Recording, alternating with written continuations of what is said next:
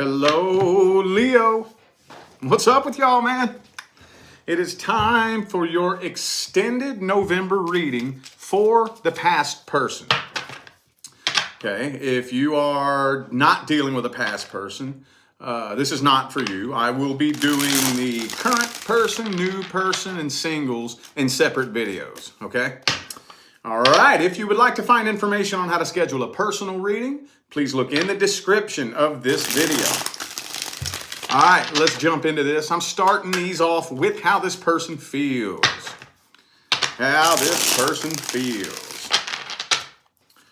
Let's see, how's this past person feeling about Leo, universe? How they feeling? How they feeling?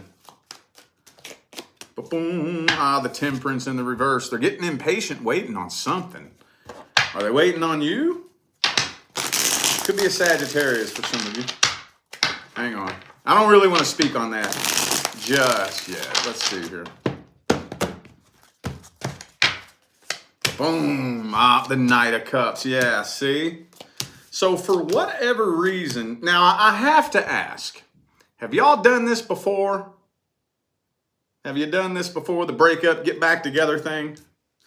I know I say that kind of frequently, but whenever I get this and this, especially this indicates to me like they are expecting you to come reach out. Now, I know it's not an on and off for everybody, but typically you see that whenever it's happened before. You know, like maybe for some of you, you all split up in the past and you came running back. So when that typically happens, you know what usually happens is that person becomes comfortable mistreating you or doing whatever it is that they do. Because you know what? You just keep coming back. You did it once before, so I bet you just gonna come back. You know? Now, again, I know it's not an on and off for everybody. Maybe that's just the kind of person that they are. You know? For whatever reason, this person has been waiting, thinking that you're coming back. Both of you, I think both of you are very guarded, but this person definitely has their guard up. But you haven't done it, have you? So they've been getting impatient, waiting on you. You know what? Honestly, I kind of feel like this person's a little bit intimidated by you, to be 100% honest. Little bit intimidated. Could be an Aries. I also have Sagittarius here. I had two Aries cards. Aries, Sagittarius. Yeah, oh, you know what? I kind of feel like the longer they're having to sit around and wait, the more they're kind of starting to come to their senses, you know? The more they're kind of starting to realize, damn, maybe it was me. I feel like they're kind of coming to their senses as they're sitting there waiting, but they're keeping this a secret too. Nobody knows that they're sitting around waiting on you. Okay, well, let's look here and see what kind of potential the two of you have. What's the potential between Leo and the past person? Like if we were to stick y'all both in the same room right now, what would happen? What is the potential? Boom, boom. Four of Pentacles reverse. All right, one more.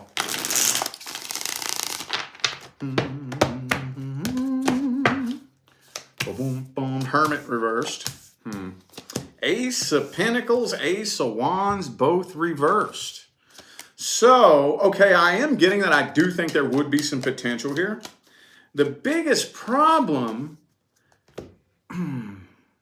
somebody, one of you, I don't really think it particularly matters who, but there's one of you that is just too stubborn to actually do the work that it would take to make this successful.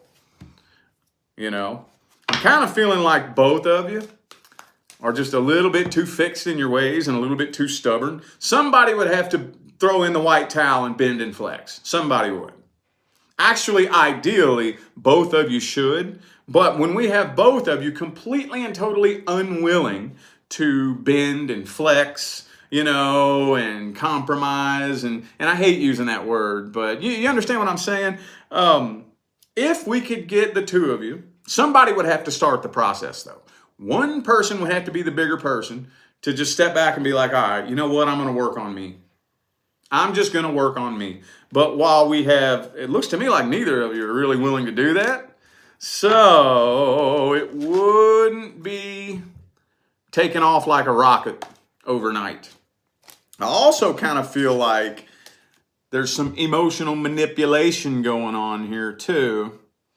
Guilt tripping, emotional manipulation. This person would probably immediately go straight for your emotions. Start trying to twist you emotionally. You know what I mean? Could be a Virgo for some of you. Who else do I got here? Just Virgo. Okay. Well, let's see if this person's ever taking any actions and what the outcome is.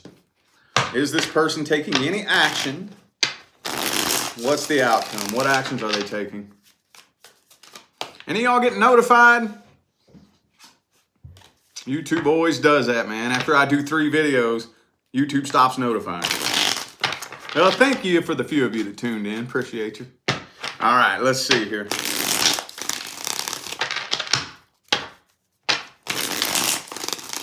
What actions is this person taking? Boom. Temperance reversed again. Oh, hang on. Is that going to be some action? Because it looks like they're getting kind of tired of waiting. Looks like they're getting a little bit tired of waiting. Nah, Fool card reversed. So not in November. They're, like I said, I feel like for some of you, y'all have done this before. It just feels like some of you have done this before. You've been there, done that. Whatever it is, though, this person's sitting around throughout the month of November overthinking this and too afraid to come forward. So they're probably immediately going to go out. And if they already aren't, they're going to immediately go out and start looking for somebody new. Yeah, they're looking for somebody new. Okay, what's the advice? Would it be a good idea for Leo to try to pursue this person? What would happen? What would happen if Leo tried to pursue this person? What would happen? Okay, the World card in the upright. So the two of you would have a chance to start this all over again. Okay, clean slate. The 7 of Wands, though. Y'all would have to work through this. Because I am saying that there is potential for a successful reconciliation if we get both of you on the same page at the same time. That's the hard part. That's the hard part. And again, I feel like there would be a pity party, emotional manipulation, guilt tripping, you know what I mean? And we can't have all that, man. We cannot have all that. So, yeah, if the two of you were to come together, the only thing that I could recommend that you do, it's probably going to have to be you, at least throughout November. If you're wanting it to happen in November, I really feel like it's going to have to be you that initiates it. But don't chase them. Don't chase them. If you want to open up a line of communication, open the line of communication. But see, here's the thing. When that happens, usually the other person is like, ha ha ha, you want me, huh? Yeah, you miss me, ha ha ha ha. And then they like think they have some kind of power over you. So they're probably expecting you to start chasing them and pursuing them. And you really want to be level-headed about this, you know? Like if you open up a line of communication and just leave it open, so they're sitting there like, okay, what are you going to do? You know what I mean? And then you'd have to let that kind of die down and settle for a little bit. Now, this is going to take some emotional integrity on your part. That's the hard part. If you're still broken, hurt, and vulnerable, I would recommend that you don't do it. I would recommend not, because I feel like this person is going to play around a little bit. Probably try to poke at you, see if they can get a negative reaction out of you. So many people play that game, dude. So many people play that game. I'm telling you, it's crazy. You know, like people will actually hurt somebody on purpose just to test to see if they care. Like for real. That is like one of the sickest games you can play. I'm gonna hurt you just to test to see if you care. That's some sick shit, boy. That's some sick shit. So anyway, but it doesn't work if you have emotional integrity. You know? Like, say for example, you hit them up, y'all are talking. So what you been up to? Oh, I went out to the club with my friends, and then show a picture of them, maybe with some other person, you know, and oh, okay, cool, that looks like fun. Leave it. This is just an example. It might be a cheesy example, but do you understand what I'm saying? Oh no, I went out on a date with this person. Oh, sweet, right on. Did you have fun? Cool, good, that's awesome. Leave it. No reaction, no nothing. You know, that takes emotional integrity. And after a while, they're going to be like, you're not getting jealous, you know? So you're going to have to let that settle down and die down and let them know that, yo, I'm not here to play no childish games with you. I'm not here to argue with you. I'm not here to fight with you. You know what I'm saying? And that, do you think you would have the, not just emotional integrity, but the patience to go through all that? See, here's the funny thing. Here's the catch-22. It doesn't matter what you want to do. It doesn't matter if you want to move forward and find somebody new, or if you want to go back and try to rekindle an old flame. Either way, healing has to happen first. The frequency you are on when you connect with somebody will tell you everything you need to know about what is going to manifest between the two of you. Take a look back. Take an honest look back. No bullshit. Take a look back at every connection you have ever been in that went horribly wrong. They all have one thing in common.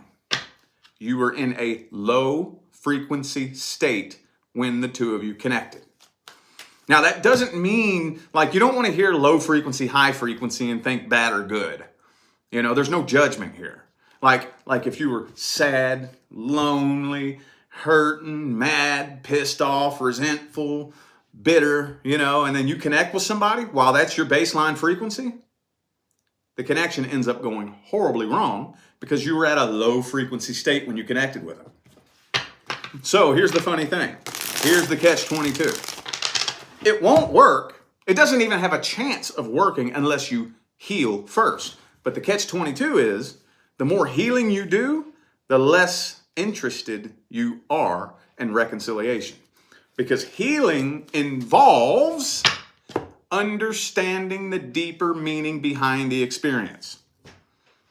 You know, the overwhelming majority, if not all, of the things that you have not healed from, you haven't healed from them because you do not accept the experience as part of the story who makes you who you are.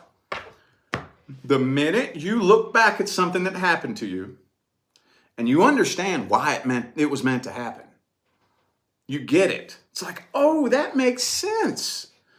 I'm glad that went down that way. And you start connecting the dots of your life path.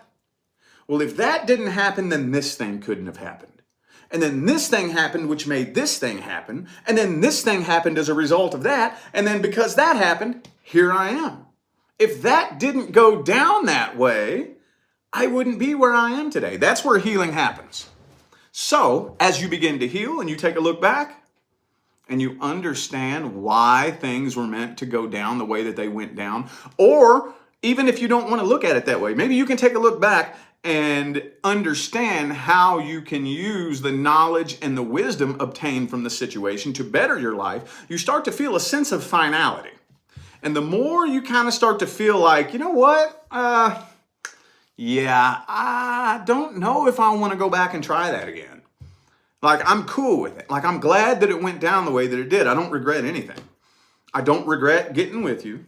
I don't regret anything that happened between the two of us, and I don't regret us breaking up. I'm cool with it. So again, that is the only way, if you wanted to reconcile, to increase the chances of it working. But at the same time, hand in hand, subsequently, reconciliation starts to drop on the priority list. See what I'm saying?